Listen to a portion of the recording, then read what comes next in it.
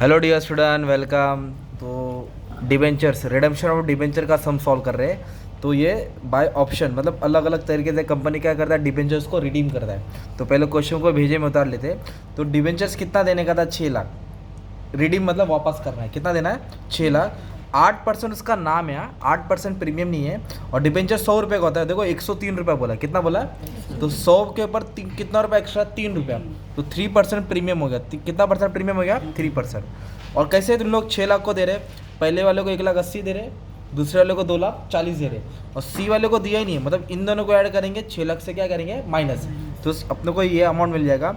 और पहले option A को प्रेफरेंस शेयर दिया, फिर डिवेंचर दिया, फिर कैश दिया। तो पहले मैं बेसिक एंट्री पास कर देता हूँ ताकि अपना मार्क्स तो जो कवर हो जाए।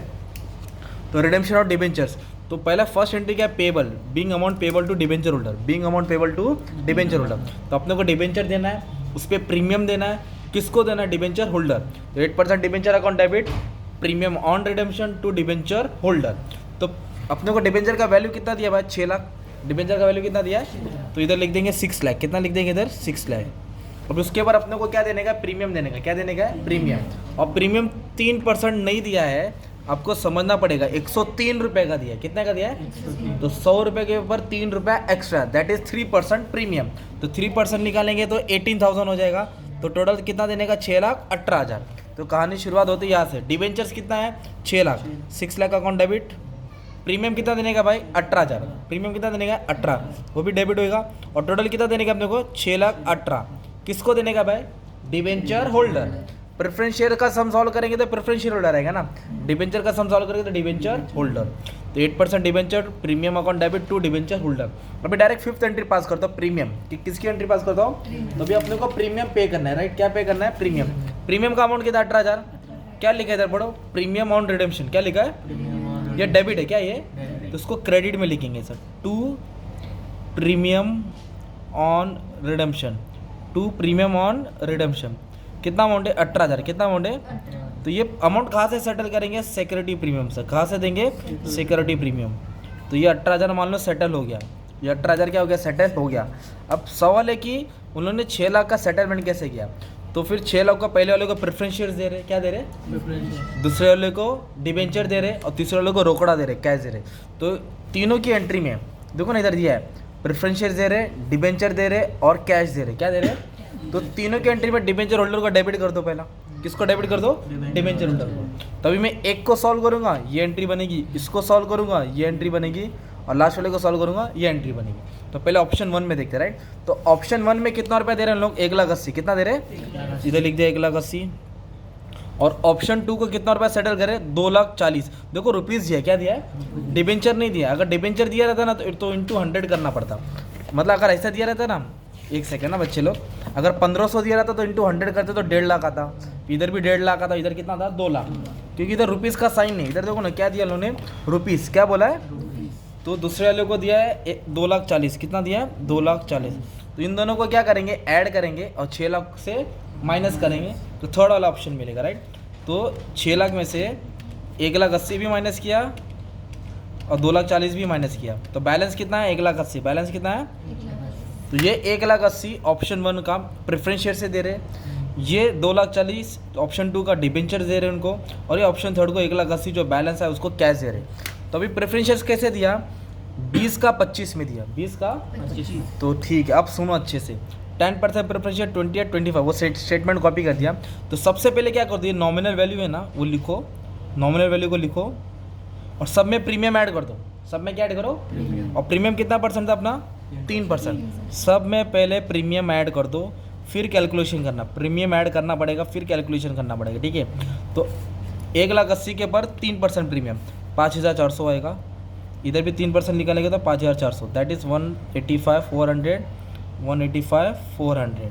और 2,40,000 है, उस पर कितना परसेंट? 3%, 7,200, 7,200।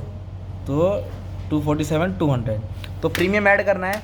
अब हम लोग सॉल्व कर रहे हैं ये वाली एंट्री, तो ये वाला सम। तो 1,80,000 दिया, किसको दिया? प्रोपोजल ए, मतलब प्रेफरेंस शेयर दिया उनको 20 का 25 में। कितने का कितना में दिया? 20 का 25। तो ये अमाउंट है ना 1,85,400, उसको डिवाइड करेंगे 25 से। किससे डिवाइड करेंगे?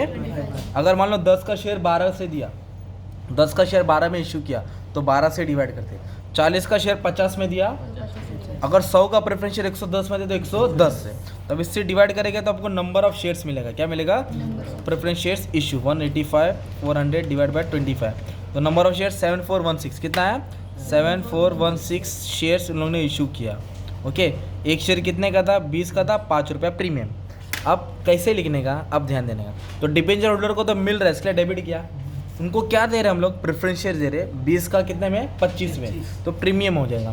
तो फिर इधर लिखेंगे हम लोग 10% प्रेफरेंस शेयर्स। क्या लिखेंगे इधर?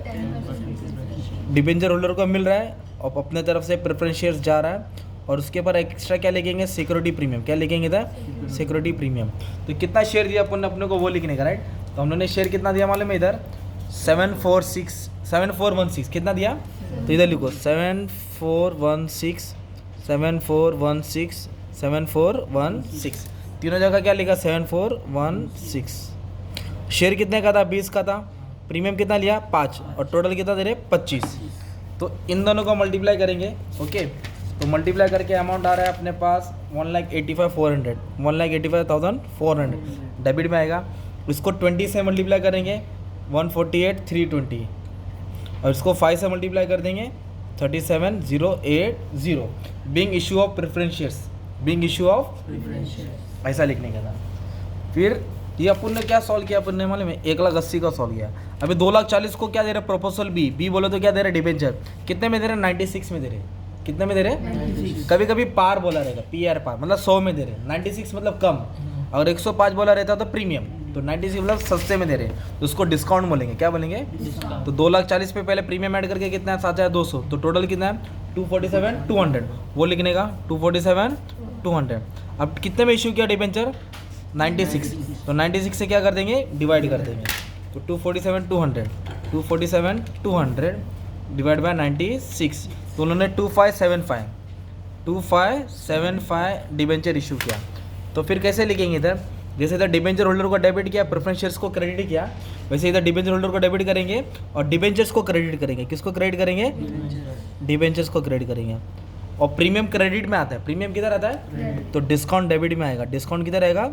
इधर लिखेंगे डिस्काउंट ऑन डिबेंचर। क्या लिखेंगे? डिस्काउंट ऑन डिबेंचर्स, है ना?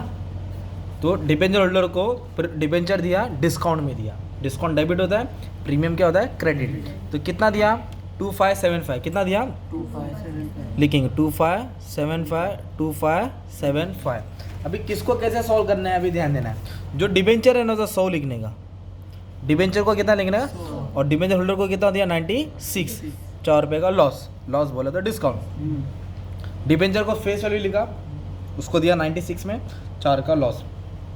तो अभी सॉल्व करके अमाउंट आएगा इधर 257,500, इसको 4 से मल्टीप्लाई करेंगे 10,300 आएगा, इसमें से ये माइनस करेगा तो ये अमाउंट आएगा। या 2575 को 96 से भी मल्टीप्लाई करेंगे तो आपको आ जाएगा 247,200।